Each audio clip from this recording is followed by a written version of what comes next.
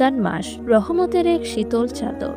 এই মাসে যখন চারদিকের আকাশ বাতাস আল্লাহর জিকিরে মুখরিত থাকে, ঠিক তখনই যদি কারো দুয়ারে মালাকুল মাউত এসে হাজির হন, কেমন হবে সেই মুমিনের শেষ বিদায়, যার জান কবজ করা হয় ইফতারের ঠিক আগের মুহূর্তে কিংবা সেহরির শেষ প্রহরে।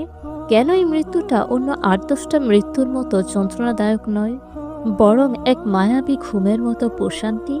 আজ আমরা এমন এক রোজাদার বান্দার জীবনের শেষ রমজানের গল্প শুনব, যা কিনা আপনার হৃদয়কে প্রশান্তিতে ভরে দেবে।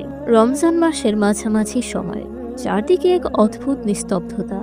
গ্রামের শেষ মাথায় একটি ছোট ঘর, যেখান থেকে ভেসে আসছে মৃদু এক তফসি পড়ার শব্দ।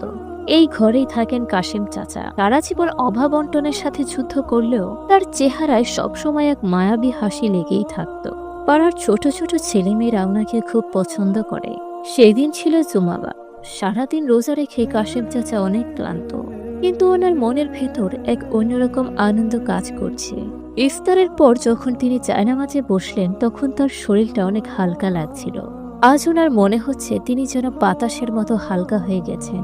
আমরা যখন দুনিয়ার কাজে ব্যস্ত থাকি, আমরা তো বুঝতেই পারি না পর্দার ওপারে কি হচ্ছে।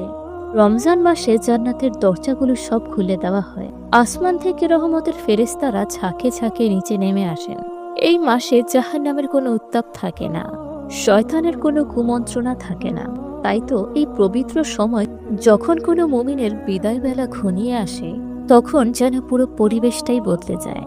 কাশেম চাচা যখন এশারের নামাজ পড়ার জন্য মসজিদে যাওয়ার প্রস্তুতি নিচ্ছিলেন, তখন হঠাৎ করে ওনার ঘরের চারদিকে এক অদ্ভুত নূরের আলো দিয়ে পরিপূর্ণ হয়ে গেল। ঘরের পুরনো দেওয়ালগুলো যেন সেই আলোতে জীবন্ত হয়ে উঠল। কাশেম চাচা থমকে দাঁড়ালেন। তিনি অনুভব করলেন তার চারপাশে কে যেন সুগন্ধি ছড়িয়ে দিচ্ছে।